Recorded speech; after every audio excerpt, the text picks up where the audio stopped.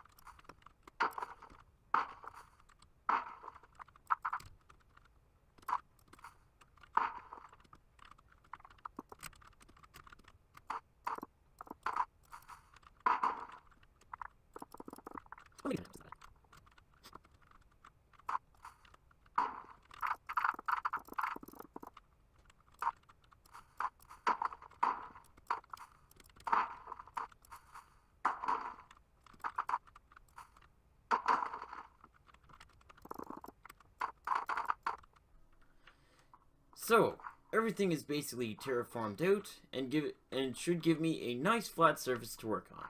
So, now I think it's time to get the materials, or rather blocks, that we are going to be building this with. So, let's get started with that. So this build was largely based off a number of things. First of all, it was based off my Lego model in my bedroom. The material choices are also based off a TV series. They're sort of chosen because they give it a kind of like a computer-esque look to it, or like, I don't know if any of you guys saw the movie Tron Legacy, but it's largely designed to have a design very close to looking like that. Just to clarify for those of you who are wondering, I chose the blocks not because they are economical, but because they give the base a certain look. Alright, it looks like the outline is going to fit just perfectly in the space that I've cut out for it.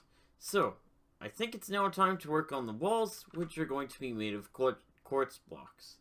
So let's get started. Alright, by adding the top layer of diamond blocks and quartz blocks, it's now time to make a door. I want the door to be roughly here. So while we're on the subject of a door, yeah, I could use a normal wooden door, but come on, that's boring. In this day and age, we have pistons. Now, if you're not familiar with pistons, what they do, there's a sticky piston variant and a normal piston variant. And if I put blocks in front of both of them, and I trigger them by a redstone pulse, as you can see, the sticky piston will push a block, and a non-sticky piston will just push the block and then just retract. We can use these effects to our advantage in the sticky piston by putting them right here. and right up here.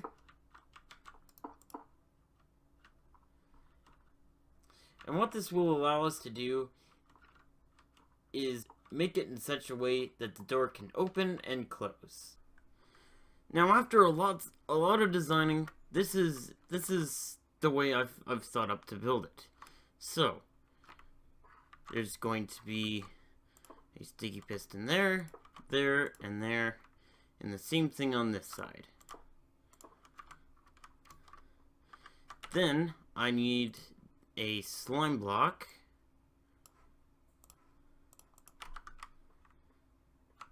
and there's going to be 6 of them in a pattern like so, and 6 of them in a pattern like so.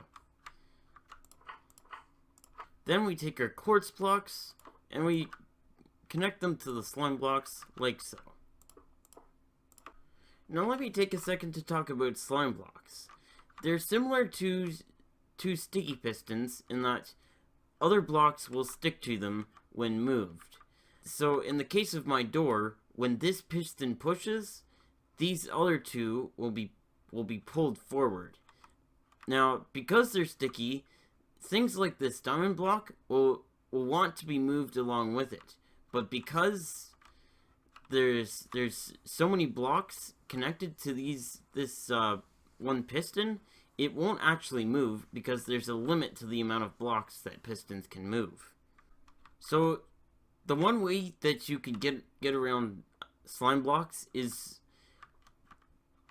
being very selective of the blocks in which you use to put beside them. So in the case of me, I'll be using furnaces and obsidian. But you aren't just confined to these 2 blocks. You can use other blocks such as bedrock and both types of chests. So the furnaces will go in the channel along here like so.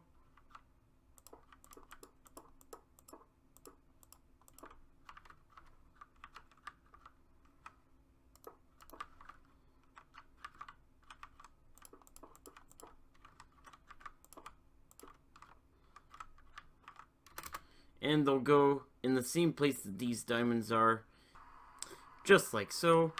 And I'll be placing obsidian across the top.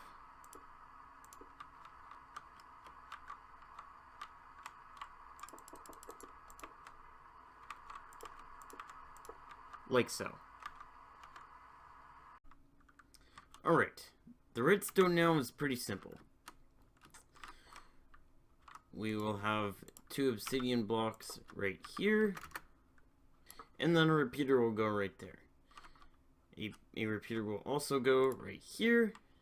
Next, we're going to put a repeater right here, and then we're going to bring a redstone trail back 4 blocks in a configuration like so. Then I cut out a hole here in which the redstone can trail through, and then we can bring it out the other side, and it can just sit right here. And then we can do the same with this one, and it can sit right here. This then allows me to figure out where the holes will go for the piston signal extenders. What these do is they will push a redstone block up, and when they do that, both these and this will all receive a signal. The delay will then determine which pistons fire at what point, which we can program in just by moving these backward. The programming for these goes a little bit like this. This one will have 4 ticks of delay. This one will have no ticks of delay. Neither will this one. However, back here, this one will have 2 ticks. I've carved out the holes in a tunnel in such a way that I can place obsidian blocks here, here, here, here, and here.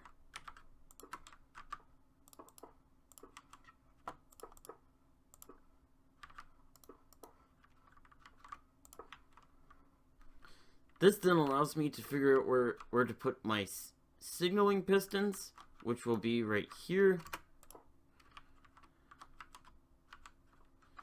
and right here.